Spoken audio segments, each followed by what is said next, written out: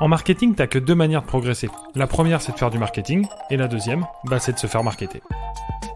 Hello, c'est Thomas Olivier, marketeur, podcasteur et infodivertisseur. Je fais du marketing et j'aide les gens à faire pareil tous les jours. Dans Moment M, je vais te raconter les histoires des marchés, marques et personnalités qui façonnent le marketing game. But de l'opération ? T'exposer suffisamment pour que tu puisses toi aussi raisonner comme un marketeur pro.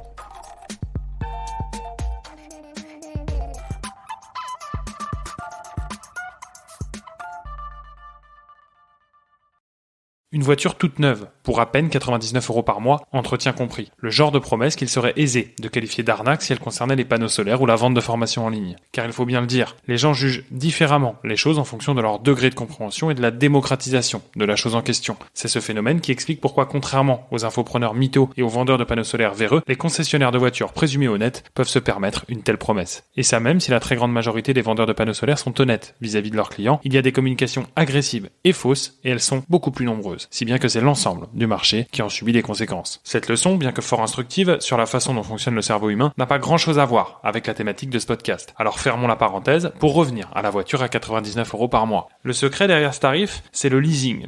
On n'achète pas sa voiture, on la loue. Un service initialement pensé pour les entreprises qui sont d'ailleurs 80% à y recourir pour financer leur flotte. Mais depuis que l'économie s'oriente vers l'usage plus que sur la possession, les particuliers qui ont longtemps préféré recourir à des crédits classiques regardent l'alternative avec moins de préjugés et de dédain. Si bien qu'en 2021, le leasing représentait 47,2% des financements par les particuliers de leur achat de voitures neuves. Un chiffre qui explose littéralement depuis quelques années puisqu'il n'était que de 11% en 2012, de 21% en 2015, 35% en 2018 et 42% en 2020. Probable donc qu'en 2022, le leasing soit le mode de financement automobile préféré des Français. Et à la fin du contrat de location, me direz-vous, le client a le choix d'acheter le véhicule à un prix défini lors de la signature du contrat ou bien de rendre le véhicule et potentiellement d'en louer un nouveau. Selon les chiffres, très peu de clients exercent leur option d'achat à échéance. Ils privilégient un nouveau leasing et donc une nouvelle voiture neuve. Donc oui, les gens aiment le leasing, même si cette formule est sans doute un peu plus coûteuse qu'un crédit classique. Mais vous allez me dire, pourquoi parler de financement d'auto dans une saison dédiée au monde de l'horlogerie ? Rassurez-vous, j'y viens. Mais avant d'y arriver, la route nous mène sur un autre marché, plus proche de l'horlogerie celui-là, celui de l'art. Nous sommes en 2009 et Édouard Chalmel du Rosier rassemble 3 de ses amis pour discuter d'un projet d'entreprise. L'envie d'entreprendre est là, c'est un début, mais qu'en est-il de l'idée de l'entreprise ? Elle part d'un constat, celui qu'en France, le principe du crédit bail n'est pas appliqué à autre chose que l'automobile. En rentrant plus en profondeur dans la thématique, les associés observent que les pays anglo-saxons utilisent le concept pour financer des œuvres d'art. Pas de fumée sans feu pourrait-on dire, mais pour autant y a-t-il vraiment besoin d'un feu ? Continuant leurs recherches, les 4 compères dressent leurs conclusions. Il existe bien un marché potentiel et un besoin pour les entreprises.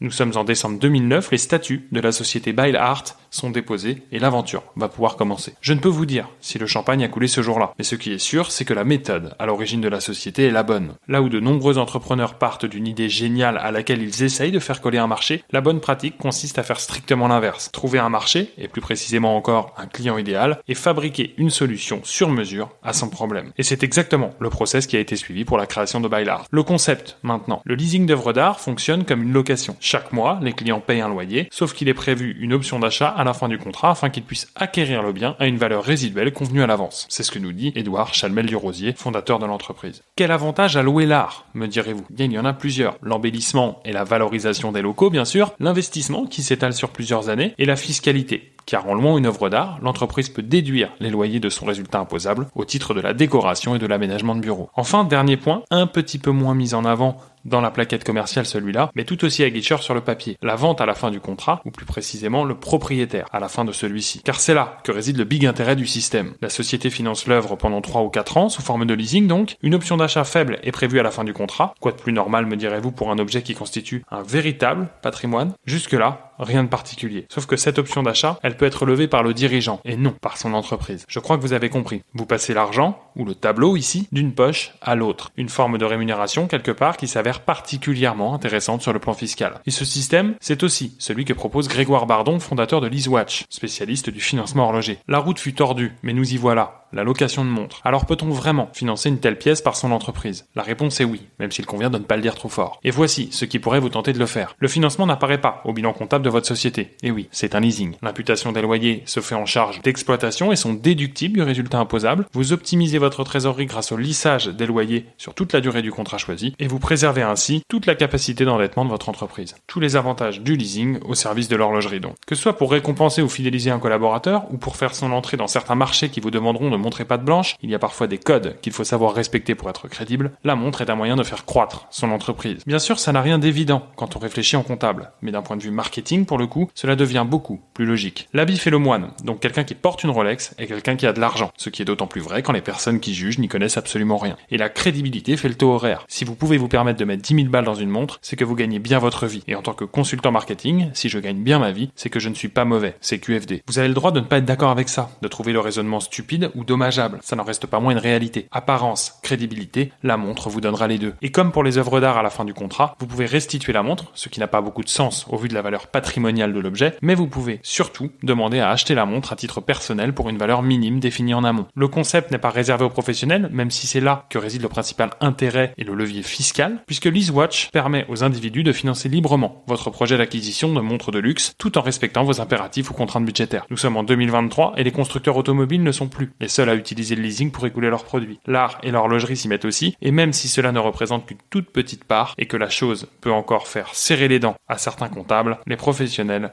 sont de plus en plus nombreux à s'y pencher. La dimension propriété étant la raison d'être de ce type de produit pour un particulier et l'entretien étant très limité, il est difficile d'imaginer un développement de grande ampleur de la location pour les particuliers sur ces marchés, à moins peut-être que les assurances n'y soient comprises et apportent une véritable valeur pendant le temps de la location. Car avec la hausse des valeurs et la très forte demande, l'assurance en horlogerie devient un vrai sujet.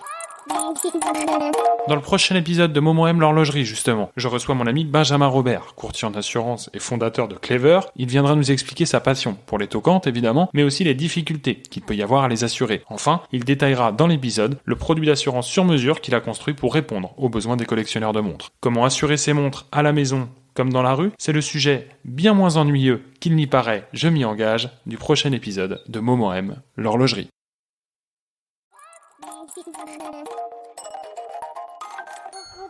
Et ben voilà, t'as écouté cet épisode de Momo aime jusqu'au bout. Merci maintenant de le partager à au moins une personne autour de toi, de mettre les 5 étoiles qui vont bien et le commentaire qui va avec. C'est ce qui m'aide le plus à ressortir dans le classement des plateformes d'écoute et donc à le faire découvrir à de nouveaux auditeurs. C'est tout pour le podcast. Maintenant, si le marketing t'intéresse et que tu veux t'y former avec quelqu'un qui fait ça tous les jours, sache que j'envoie des emails quotidiens sur le sujet. Peu probable que tu oses appliquer tout ce que je te partage dedans, mais c'est un bon moyen de progresser gratuitement tout en découvrant ma vision et mes méthodes. Et pour aller plus loin et apprendre à penser comme un marketeur pro, j'écris la seule formation papier du marketing game. Ça s'appelle les Marketing Papers et ça arrive chaque mois dans ta boîte aux lettres. Enfin, si tu as des besoins pour créer, gérer et mettre en place ta stratégie marketing, c'est avant tout en tant que marketeur que je gagne ma vie. Et là encore, le deal que j'ai à te proposer pourrait bien te surprendre. Pour plus d'informations sur moi, mon contenu et le comment on peut éventuellement bosser ensemble, rendez-vous sur lenouveaumarketing.fr. C'était Thomas Olivier. Ciao, bye bye.